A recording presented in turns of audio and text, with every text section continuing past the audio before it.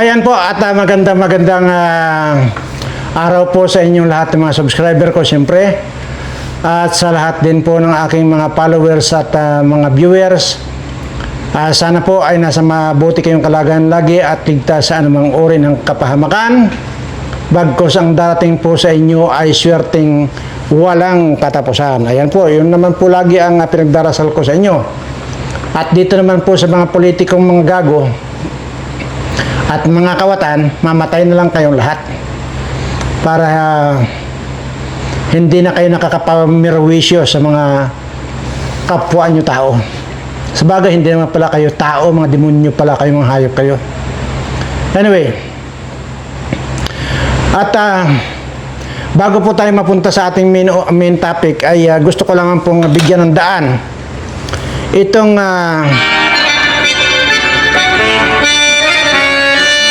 sandali ha.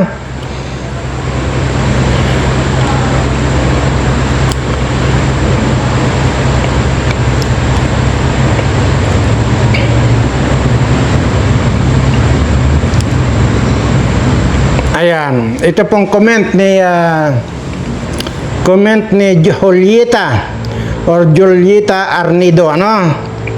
Julieta Arnido, ito po yung kanyang comment. Bamban Tarlac po ako, sir, ang nag-request na talakayin nyo po kung maari ang tungkol sa senior pension kahit 70 plus na ang edad ko. Wala pa ako natatanggap dahilan na walang may kapit. Wala akong kapit o walang kamag-anak sa mga namamahala. Hindi po yan, hindi po, wag po kayong mag-isip ng gano'n, ano? Na wala kayong kapit sa pamahalaan o araw. Punta po kayo sa inyong barangay, magpasama po kayo sa inyong kamag-anak kung kayo ay mahina na. Kasi ang sinasabi rito, 70 plus na raw. Punta po kayo sa barangay at tanungin nyo lang po na bakit kayo ay wala pang natatanggap ng na pensyon sa munisipyo. Ano po? Kasi hindi ko po alam kung ano yung tinutukoy yung pensyon. Kung pensyon po ba yung social pension, yun po yung sa munisipyo, ano? At iba naman po yung pensyon sa SSS. Ngayon, hindi ko po alam doon, pero inassume ko na lang po ito na ang tinutukoy nyo yung pensyon sa munisipyo. Kaya punta po kasi yung barangay at sabihin nyo po bakit yung iba ay nakakatanggap, bakit ako naman ay hindi. Pero kung ang tinutukoy po ninyo ay yung pensyon sa SSS ay pumunta rin po kayo sa SSS at dyan po sa opisina ng SSS ay talagang ina-accommodate po nila. Tinutulungan po nila kayo, lalo na yung mga matatanda na kung paano po ang mag-build up ng mga dapat build upan para po makakuha na po kayo ng monthly pension ninyo. Ayan po, at sana nasagot ko itong tanong mo. At sa nga po pala, kayo po ang tatanungin ko kasi either ako po kasi yung nagpupuso o pinupusuan ko kayo, or either yung sekretary ko. So ang tanong ko lang po, na nakikita niyo po ba na nagre-react din kami sa mga comment ninyo? Yun nga po, pinupusuan namin. Minsan ako po, minsan yung sekretary ko, lalo na kung wala po ako dito sa opisina, sekretary ko po ang nagbabasa ng comment at pinupusuan po niya. Nakikita niyo po ba? Ayun ang tanong ko, kasi baka ako hindi niyo nakikita. At saka yung iba po dyan na sinasagot ko, pero madalang naman ako sumagot, ay nakikita nyo rin po ba yung sagot ko? Ayan. Okay.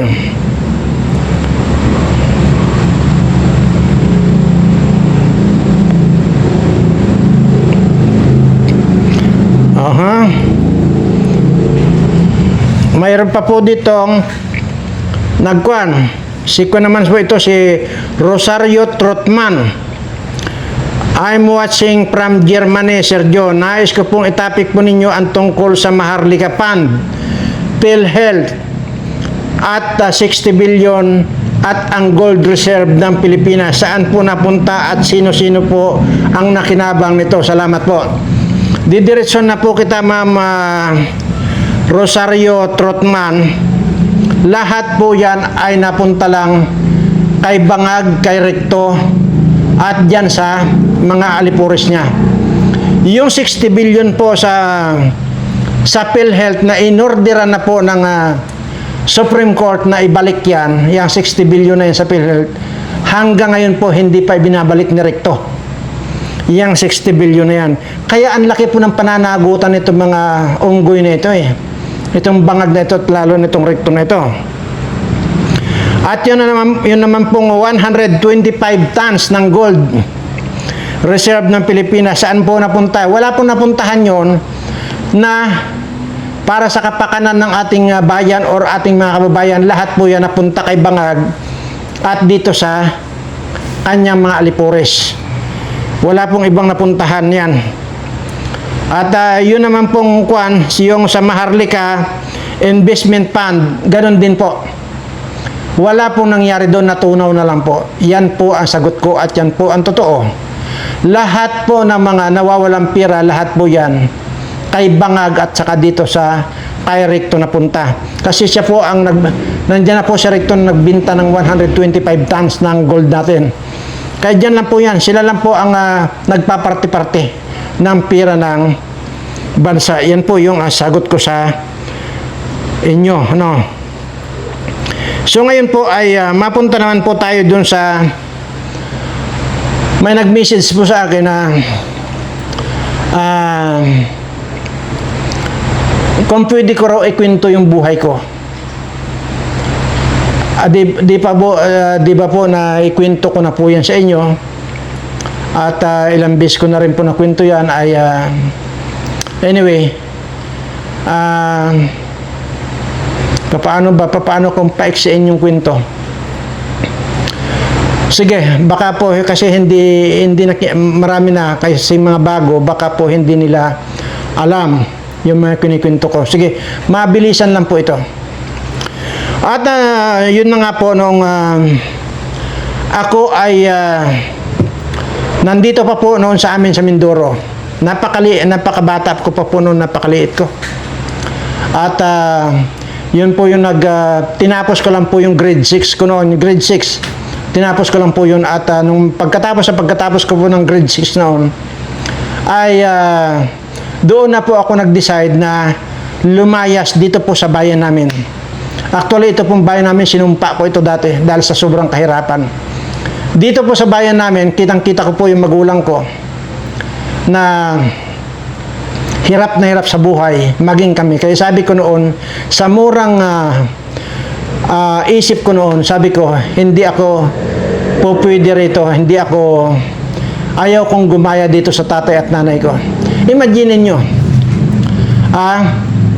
kung nag-aararo yung tatay ko, alam nyo yung kabata ko na yun, naisip ko tuloy, na para tuloy, sabi ko na, parang mas may utak pa yung kalabaw kaysa doon sa tatay ko. Alam nyo po ba kung bakit? Kasi nga po, yung tatay ko, sunod ng sunod sa kalabaw. Yung kalabaw ang nauuna pag nag-aararo, sunod ng sunod yung tatay ko, di para lang tanga, di ba? At naisip ko noon na mas may atalino pa yung kalabaw kaysa doon sa tatay ko. Anyway, joke ko lang po yan. So, ganun po kahirap kami. Ibig sabihin, nagisnan ko po yung kahirapan namin sa buhay. Ngayon, doon po ako nag-decide noon na sabi ko, dala-dala ko noon yung plastic bag ko. Actually, hindi plastic bag, yung parang yung natutunaw. Meron pong tawag dyan dati. Anyway, ano pa man yan. Nandun po yung isang shirt ko. Isang pantalon, dalawang t-shirt, at isang polo, isang brief. Yun lang po, ang dala ko. Umalis po ako, sabi ko doon. Sabi ko, naglakad lang po ako papuntang kalsada. Ang sabi ko po sa sarili ko, kung saan dito yung maunang dadaan, sasakay ako. Kung dito po kasi ako sa kanan, pumisto, ang pupuntahan ko lang po nito, parting mga, yan, mga Palawan na yan. Yan. Pero pag doon po ako nag-abang sa kabila, ang pupuntahan ko po malayo. Pupunta na po ako dyan sa parting Batangas, yan, papunta na po dyan sa Metro Manila na yan. So, ang nauna po noon ay yung jeep na bumabiyahe, yung papunta dyan sa Batangas o Maynila. Doon po ako sumakay. Wala po akong kakilala ni ano. Sumakay lang po ako sumakay lang po ako hanggang doon sa barko. Hanggang pagdating sa barko sa Batangas, hindi ko po alam yung Batangas, sumakay lang ako ng bus hanggang sa napadpad po ako rito sa Manila. Yun po yung nangyari. At pagdating nga po dyan, ito po yung mga kwan ito yung mabilisan na lang pong kwento ito dahil hindi ko na po i-detalye pa yung kung ano-ano pa. Ibig sabihin, dumating na po ako dyan sa Manila. Pagdating po dyan sa Manila, Luton po ang binabaan ko kasi hanggang doon yung bus. At naisip ko naman, sabi ko, parang delikado ako rito. Sabi ko ganyan. Kaya, ang ginawa ko, sumakay ako ng kung saan-saan na sumakay ako ng jeep, hanggang napadpad nga po ako dyan sa Green Hills dati. Noong napadpad po ako dyan sa Green Hills dati, ay, yung pong pera kong baon noon, dati po may baon talaga ako 800 pesos. Alam niyo po ba, napakalaking pera yon. Talagang pinag-ipunan ko po yan. Yung 800 pesos ko na yon, parang sa totoo lang po, mayaman na ako noon eh. So, ibig sabihin, naubos na po yun. So, ang ginawa ko, wala na akong makain. So, yun po yun. Doon po ako natutulog doon sa ilalim ng sirang truck dyan sa Green Hills. Meron po nakaparada dyan. Kung yan po sa mga sanay dyan sa Green Hills, yun pong isang street dyan. Ito yung Club Filipino. Mayroon pong isang street dyan. Eisenhower Street po yan. At doon po sa dulo, dead end na po yan. Doon po yan ako pumisto sa may sirang truck dati. Yun po yung Eisenhower Street. Pag sa kanan naman po, Montessori yan. Ngayon, wala na po talaga akong makain. So, puro kagat ng lamok. Sa sobrang, wala po kayong makitang balat yan dati. Ngayon, ay, may nakapansin sa aking katulong. At nabigyan naman ako ng pagkain, gutom na talaga ako noon. At wala na talaga akong makain eh. So, yun. Noong nakilala ako dyan ng mga katulong sa Green Hills, napakayaman ko naman. Alam niyo kung bakit? Saganang-sagana po ako sa pagkain dahil dito sa mga katulong na nagbibigay po sa akin, nagsusupply po sa akin ng pagkain. At isa na nga po dyan yung mayordoma ni Irap Estrada. Kasi dyan po yan sa North Green Hills yan eh. Lang po yan, bakod lang po ang pagitan yan. Yung Eisenhower Street. Yung Green Hills din po yan, pero labas na po ng North Green Hills. Yan. Pero, lang po yan, inaabot nga lang doon ako sa bakod eh. Nilalagyan lang ng sinasalo ko lang po yung pagkain doon. So, yun po. Sagana ako sa pagkain. Ngayon, ito naman ang siste. At, noong siguro, sa sobrang kagat ng lamok ko, ay, paano ko ba pa-exiin? Mahaba kasi. Anyway, ganun po ang kasaysayan ko. Hanggang sa, sige, paiksiin ko na po. Pero bagamat marami akong nilakdangan, ay mahaba pa tayo kung ikukwento ko lahat. Ngayon, sa madalit salita, marami akong pagkain. So ngayon, noong marami akong pagkain na yon, tama-tama po mayroong dumadaan na matanda na mahinang-mahina. Yun. Mahinang-mahina po siya na maglakad. At saka kitang-kita ko yung pagod niya at saka yung uhaw niya at gutom niya. Ang ginawa ko, Lolo, sabi yung ganyan, daan muna kayo rito, marami akong pagkain dito, kumain muna kayo. So nung madalas siya, basta kumain. Hihinain ko dyan lahat ang pagkain. Pero yung pagkain ko na yon, yun na lang yun yung kakainin ko sana sa gabi, sa hapunan. Pero hindi ko na po inintindi yun. Kung may makain pa ako, wala. Basta ang ginawa ko, ihinain ko doon sa matanda. Nilagyan ko siya dyan ng tubig at saka yung kakainin ko sana ng hapunan. Kitang-kita ko yung matanda na talagang sabsab sa pagkain. Sobrang gutom nga. Makikita mo yung taong gutom na gutom eh. Kain ng kain, kain ng kain, kain ng kain. Tapos yun, nung matapos makain, sabi ko, uminom po kayo ng tubig yan po, tubig. Doon ngayon, madalit salita, nagpaalam na yung matanda. Sabi niya, Apo, sabing ganyan, aalis na ako, salamat sa binigay mong pagkain at pinainom mo ako. Sabi ko, Lolo, wala po yun. Wala pong problema yun. Basta ang sa akin lang po rito, masaya ako na nakita ko na nabusog kayo. Opo, salamat ulit. Tumalikod na yung matanda. Sinundan ko ng tingin. Sinusundan ko ng tingin yung matanda. Hanggang sa bumalik ako doon sa tinitirhan ko, ilalim nga ng truck na sira. At nung makita ko yung pinagkainan niya, wala man lang kabawas-bawas yung kanin at saka yung tubig na binigay ko sa kanya. Wala man lang kabawas-bawas yun. At nung makita ko pa sa isang side, may naiwan siyang supot. Pero hindi ko po inattempt na buksan yun. Bagkus ang ginawa ko, kinuha ko, hinabol ko pa yung matanda. Kasi ang purpose ko sana ay ibalik ko. Kaya lang, kita ko naman, takbong-takbo ako para mahabol ko yung matanda. Pero habang tumatakbo ako para mahabol ko, sa bagal niyang maglakad, siya namang palayo ng palayo. Hanggang sa bigla na lang nawala sa paningin ko. Ang tagal kong hinanap. Para lang sana maisauli yung batong yun, yung supot na yun. So hindi ko pa rin po binuksan yun, matagal na panahon. Kasi nagbabaka sakali ako na dadaan ulit. So nung wala na po ako dyan, saka ko pa lang ko tiningnan yung supot na yun. Ang laman lang po pala nun ay bato. Isang maliit na bote, may tubig, may bato sa ilalim. Yun lang po ang laman at saka mayroon pang isa. Ngayon, noong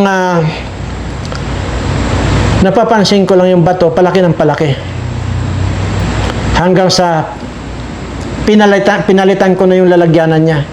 Pinalitan ko ng mas malaki na kasi palaki ng palaki yung bato. Pero kung po yun kinabukasan lang po noon, nung nangyari yun, kinabukasan lang po yung kinikwento ko na, madalas ko kinikwento na may mga lumapit na sa akin na nagpapasama na sa magbenta kami ng ganito kung ano, yung mga heavy equipment. Yung mga ganun. So, sumasama ako pagbinta.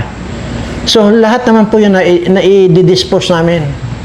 Doon ako nagtataka kung bakit na i-dispose namin yung mga binibinta namin na yun. Siyempre, doon may commission ako. Hanggang sa nagkwa na. Hanggang sa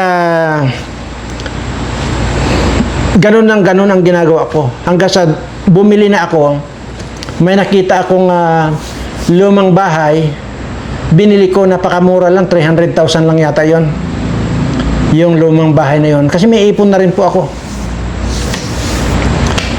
Pinaremodel ko yon. Alam nyo, nabinta ko, mahigit din 2 milyon ko nabinta yon. So may tubo na naman ako doon. Hanggang sa nung kinikwento ko pa rin niya sa inyo, yung isang airline company na multinational na international company na airline, nangailangan po sila ng staff doon, at ang hinahanap nila yung college graduate. Ay ako po noong kasalukuyan po ako nag-aaral nito. Kaya parang halo-halo na po ito, hindi ko na makakuha yung pagkakasunod-sunod eh. Sinubukan ko po mag-apply. Sa dalawang po kaming nag-apply, lahat yun mga graduate. Yung mga kasama ko nag-apply, ako po ang natanggap. At doon na rin po nagsimula yung masasabi kong wala nang patid yung blessings na dumarating sa akin. Imagine niyo. Sabi ko nga po dati sa inyo, wala po akong pinasukang kumpanya na hindi ako naging manager. Lahat po ng kumpanya na pinasukan ko, naging manager. Kahit na nagsimula ako sa mga maliit na posisyon, mababang posisyon, lahat po yan ay naging manager ako. So, doon lang ay magtataka ka na. Ganun pa man, may edad na rin po ako nung napatapos ko ang sarili ko sa pag-aaral ng kolehiyo. Bagkus hindi lang po isang kurso, 3. At tuloy-tuloy po yung aking pag-aaral noon. Ngayon, maraming mga nangyayari magmula doon sa matanda na yon. Ang daming mga pangyayari. Hindi ko po maubos isipin kung bakit. Kaya sabi ko, nagkaroon ako ng ganito kalaking pera. Ay minsan hindi ko na po maisip eh. Marami pong kadahilanan. Gaya lamang po nung noong makakapag-deal ako ng yun lamang po yun lamang pagtrabaho ko sa isang airline. Imaginein mo na walang international airline na kumukuha ng hindi nila kalahi pagka matataas ang position. Pero ako, hindi naman Philippine Airline yon. Di siyempre dapat ako Pilipino, saka pa lang ako magkaroon ng chance na maging manager. Ayun po, foreign airline po yan, foreign company. Pero naging operation manager po ako, at wala sa kasaysayan po ng eroplano, wala pong nagbigay ng ganung posisyon na hindi nila kalahi. Pero nabigyan ako ng pagkakataon. So yun po, napakarami pong mga hanggang sa may mga pinasok-pasok ako, mga buy and sell. Lahat po yan ng mga pinasok ko, lahat po yan ay talagang nag-boom. Wala po akong pinasok na negosyo na hindi nag-boom. Kaya yan po, nakabili-bili ako ng mga lupa-lupa. Dati po yan, kagaya po ng sinasabi ko sa Negros Oriental, sa Iloilo, nagsimula po yan sa mga 5 hektarya, ganoon. Tapos yung mga karatig nila, binibinta nila rin, karatig nila, binibinta hanggang sa umabot po ng 25 hectares.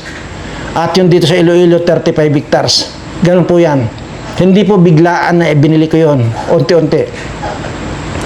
So, ganun po. At ngayon, ano nga ba ang sikreto? Yun ang isa pang tanong. Kung sikreto ko kung bakit siguro masasabi ng iba na successful ako. Hindi po ako ang sasagot. Kasi pagka sinagot ko po yan, magiging bias. Ipaparinig ko lang po ito bago tayo pupunta sa main topic natin. Ito po ang paparinig ko muna sa inyo, no? Dahil po, hindi po ako ang nagsasalita rito. At ito ay nakita ko lang, aywan ko kung bakit nagkataon naman. Pero ako po ito. Ito ako. Pakinggan niyo po. Ang lalaking hindi umiinom ng alak, hindi naninigarilyo, at walang bisyo, hindi siya pangkaraniwan. Sa mundong puno ng tukso at ginagantimpalaan ang imoralidad, bihira na lang ang may disiplina. Hindi siya mahina, kundi malakas ang kontrol niya sa sarili. Hindi rin siya boring, may direction lang siya sa buhay. Kaya, kung may ganitong lalaki sa buhay mo, alagaan at pahalagahan mo siya. At kung ikaw yan, huwag kang magbabago, magpakatatag ka. Panghawakan mo ang daan ng Panginoon at siya ang bahala sa'yo. Ang lalaking hindi umiinom. Yun po yun. Nasagot na po. Salit na ako magsalita noon, ito po ang nakasagot. Una, madalas ko po sinasabi sa inyo na sampalataya lang sa ating Panginoon at ibigay ang ating pagtitiwala sa Kanya. Ibigay mo, isurrender mo ang iyong buong buhay. Itinuro ko na po yan sa inyo. Isa lang naman po yung dapat nyo sabihin. Napaka-easy lang po yung dapat nyo sabihin. Lord, isinusurrender ko na po ang aking buhay ng buong buhay ko. At ikaw na po ang bahalang gumawa ng programa para sa akin. Yun po yun ako. At ito po sinasabi ng babaeng to, yung hindi mahina, yung walang bisyo. Katunayan, ganito lang po yan. Malalaman nyo po kung kayo ay kinakasihan ng ating Panginoon. Kung nakadiyakap sa inyong Panginoon. Ito po ang sinyalis. Kung dati kayong manginginom, kung dati kayong naninigarilyo, kasi ako dati ganun eh. At biglang-bigla na lang nawala sa inyo yung bisyong yun. Lahat yan. Ano ang ibig sabihin yan? Yakap ka ng ating Panginoon. Yun ang susi ng hinding-hindi ka bibitawan ng ating Panginoon kung ikaw mismo ay nagtitiwala sa Kanya. Kaya hindi ko po kailangan sagutin at mabuti nakita ko ito. Kaya i-plinay ko lang po sa inyo. Dahil mahirap naman kung bubuhatin ko yung sarili kong bangko. At yun po. At hindi ko rin po akalain na darating ako sa ganito. Yun pong pagiging hampas lupa at pagiging patay gutom ko ng pamilya ko. Kasamang pamilya ko, hindi ko akalain na mararating ko ang ganitong buhay na hindi ko naman po talaga ito inaasahan. Hindi ko po kailanman ito pinangarap o hiningi sa Kanya. Bagkus ang sinabi ko lang po sa ating Panginoon, ikaw na ang gumawa ng programa para sa akin. So yun naman pong programa na ginawa niya para sa akin, sobra-sobra naman po. Kaya kung madalas niyo pong naririnig sa akin na, Lord, stop mo na yung pagbibigay ng blessing sa akin. Bagkos, idiretso mo nang ibigay dito sa lahat ng mga subscriber ko. Madalas niyo pong naririnig sa akin yan. Kasi yun naman po talaga ang totoo. Para sa akin, sobra-sobra na po. At hindi ko na po kailanman kailangan ang anumang pira pa. Hindi na po. Dahil bakit pa ako mangangailangan ay sobra-sobra na yung binibigay sa akin ng Panginoon. Kaya yun po ang madalas kong ituro sa inyo. Ibigay nyo na ng buong buo, surrender nyo na ng buong buo inyong buhay sa Panginoon. At paubaya na sa Kanya yung pagbibigay ng programa para sa inyo. Gaya ko, kahit na narating ko yung ganitong buhay, sa totoo lang po, minsan naiisip ko lang na yung mga magulang ko, kung naiisip ko po yun, nailibing lang po sila na wala ako. Kasi nga po, noong time na yon, nung namatay po sila, hindi ka po, wala po talaga akong chance na umuwi. Pero, ayon doon sa mga kamag-anak ko pa, na nagbigay ng kwan sa akin, ng mga litrato, nakita ko na patay na sila. Pero, nandoon pa rin po yung putik sa mga kuko nila sa paa. Hindi ko man lang naiparana sa kanila yung kaalawanan sa buhay. Namatay na lang sila sa hindi lang sa hirap sa katawan, hirap ng kalooban, kundi lahat ng hirap ay pinagdaanan nila. At yun po ang minsan na sumasagi sa isip ko, yung inilibing na lang sila. Sabi ko nga, nandoon pa yung putik sa mga kuko nila. So, kaya nga po, nananatili lang po ako kung ano ako noon, yun pa rin po ako ngayon. Ni kahit kailan hindi po ako nagyayabang. Nakikita niyo lang po nagyayabang lang ako pagka halimbawa binabas na ako, niyayabangan ko lang. Pero hindi ko po ugali yung ganun. Katunayan, kahit na anong sasakyan ang gusto ko,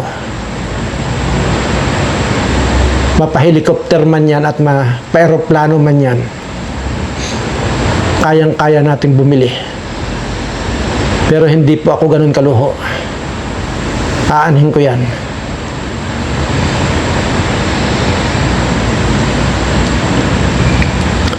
Mas maganda pa nga yung pusa ko. May service na Mercedes-Benz. Ako ordinaryong sasakyan lang.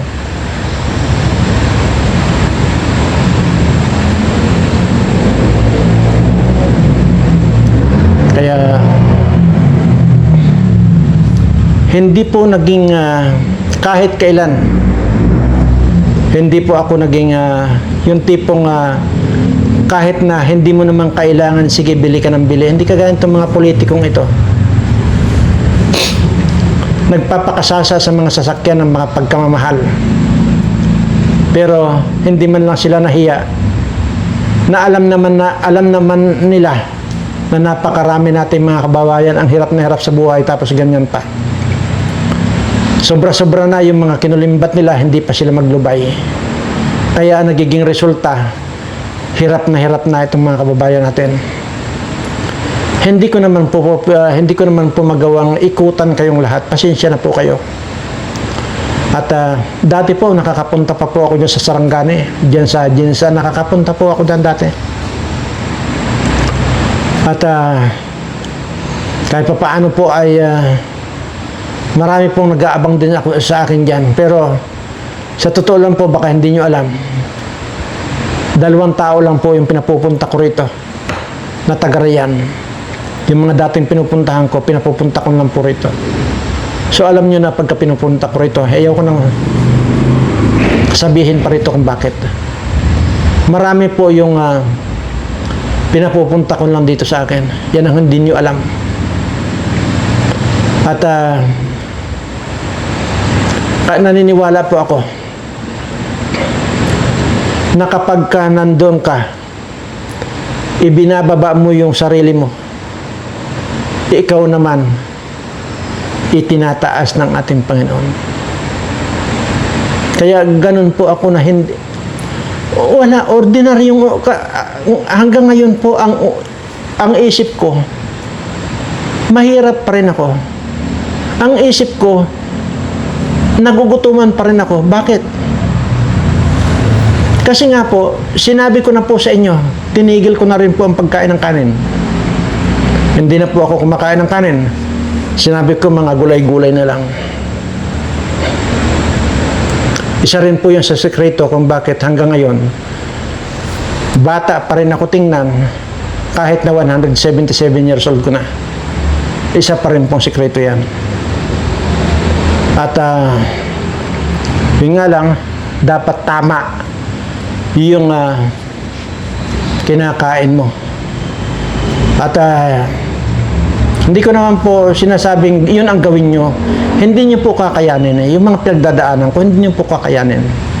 Pero ang sa akin lang po, yung gusto ko lamang pong maituro sa inyo yung pagiging mapagpakumbaba sa kapwa ninyo. Yun lamang po. At yung hindi pagiging madamot. Yun po ang gusto kong ituro sa inyo. Kung meron lang din kayo, huwag nyo nang intindihin kung kayo ay mawalan. Lalo na kung pagkain ang pinag-uusapan. Kung ibang bagay na yan, hindi naman. Pero sinasabi ko lang po dito, pagkapagkain ang pinag-uusapan, huwag po kayong magdadamot sa kapwa ninyo. Huwag. Kasi sigurado ako, hindi ninyo alam, baka yun na yung pagsubok sa inyo. At ngayon naniniwala na ako na nandito sa akin ang Panginoon. Habang nagsasalita ako dito ng pagpapatotoo sa ating Panginoon, ramdam ko nandito siya sa tabi ko.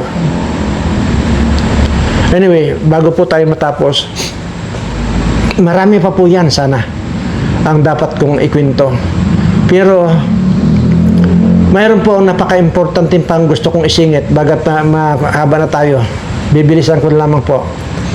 Yun pong mga yun pong mga OFW natin,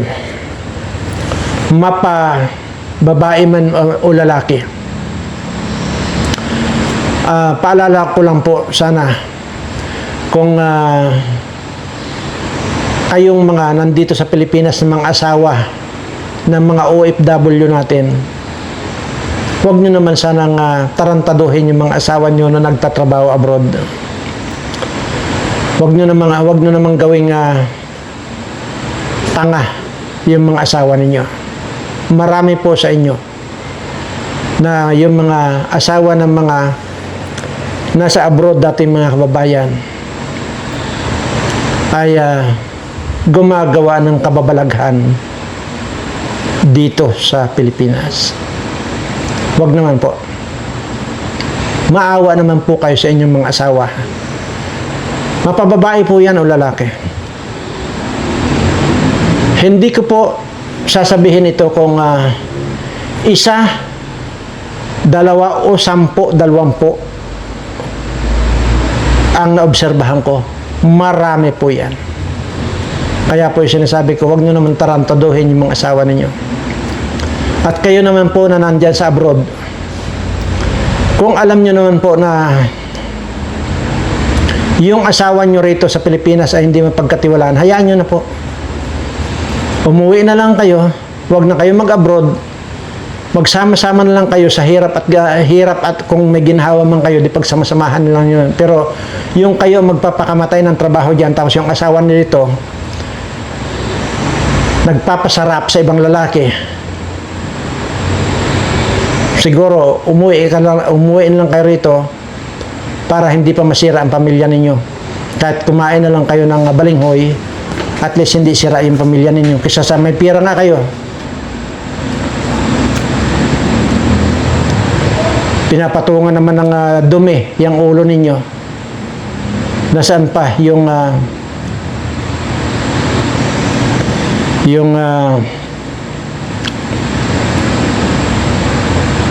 honor ninyo, kung gano'n. Mapalalaki at babae, ngayon yung pong lalaki naman o babae na nandyan sa abroad, ay huwag nyo naman gawin yung kaya nga nandyan kayo sa abroad, di ba? Maghanap buhay kayo para sa pamilya. Pero nandyan kayo, makakita kayo ng lalaki dyan, patos dito, patos doon. Di po ba napakarami pong ganyan? Ganon din po sa lalaki. So, wala po eh. Akala ko ba, kaya kayo pumunta dyan para sa pamilya ninyo. Wala rin po mangyayari sa inyo kung ganyan. Wag po. Kahit pa po anong gawin ninyo, hindi kayo aasinso. Umangat man kayo ng kaunti, para lang kanyan. Para lang hangin na dumadaan sa inyo. Tandaan ninyo yan. Pero ito pong kwan talaga, nakukuha na ko rito sa kwan. Napakabait po yung lalaki na nasa abroad eh. Kilala ko po ito. Napakabait. Mahal na mahal niya ang pamilya niya. Halos buong buhay niya ay pabalik-balik sa abroad ito. Pero ang hindi niya nalalaman, yung asawa niya rito, nagpapakasarap sa ibang lalaki. Tansyahin niyo po kung kayo na. Kung iniisip po ninyo na kayo na yung pinatutungkulan ko, umuin lang po kayo. Sigurado po ako masisira lang yung pamilya ninyo kapag kalumala ito. Pagka nagkabistuhan kayo o baka mapatay pa ninyo. Yun lang po ang masabi ko. Huwag mo nang pangarapin pa na bigyan mo ng magandang buhay ang pamilya mo. Yung mga anak mo, huwag mo na rin munang intindihin yan, basta mapag-aral mo lang. Gagawa ng diskarte yan pagka nasa tamang gulang na yan. Kisa naman masira ang pamilya mo. Awang-awa ako rito sa lalaki. Nagpapakamatay sa abroad. Yung asawa niya rito, nagpapakamatay sa sarap. Makonsensya ka naman sa asawa mo. Anyway, ang haba sana. Anyway, to be continue na lang po yung kasaysayan ng buhay ko. Napakarami po yan eh. Kaya lang hindi ko na napagkasunod-sunod dahil nga pagka nagkasunod-sunod baka isang linggo po tayo magdadadaldal dito. Hindi po matatapos. Basta iisa lang po ang gusto ko iparating sa inyo. At ilang beses ko na pong nabanggit ito. Kausapin niyo po lagi ang Panginoon. Lord, ganun lang po. Ipinapaabaya ko na po ang buong buhay ko. Ikaw na po ang gumawa ng programa para sa akin. Yan lamang po ang inyong ibulong sa ating Panginoon. Mararamdaman niyo po yan. Kung yan ay narinig, napakinggan, naramdaman ng ating Panginoon yung inyong ibinulong sa Kanya. Sisiguraduhin ko sa inyo para kayong mararamdaman nyo yung para kayong niyayakap ng kakaibang hangin or temperature. Ang ibig ko sabihin, malamig, may parang yayakap sa inyo. At pag nangyari po yan, nataimtim sa inyong puso ang pagdarasal sa Kanya, yun na yung simula ng sinasabi ko sa inyo, na kahit na saan kayo pumunta, i-guide kayo ng ating Panginoon. Kahit saan kayo pumunta, yayakapin kayo ng ating Panginoon. So siguro hanggang dito lang po at masyado na pong mahaba. At yun lang, anyway, marami pa namang linggo pang darating. So tuwing linggo siguro, baka magta-topic ako ng inspirational topic na lang para po mayroon din po kayong guide na masundan ninyo kung gaano ko po pinahalagahan ng ating Panginoon. Maraming salamat at sa lahat po ng aking mga subscriber. Salamat po sa inyong lahat at mahal na mahal ko po kayong lahat.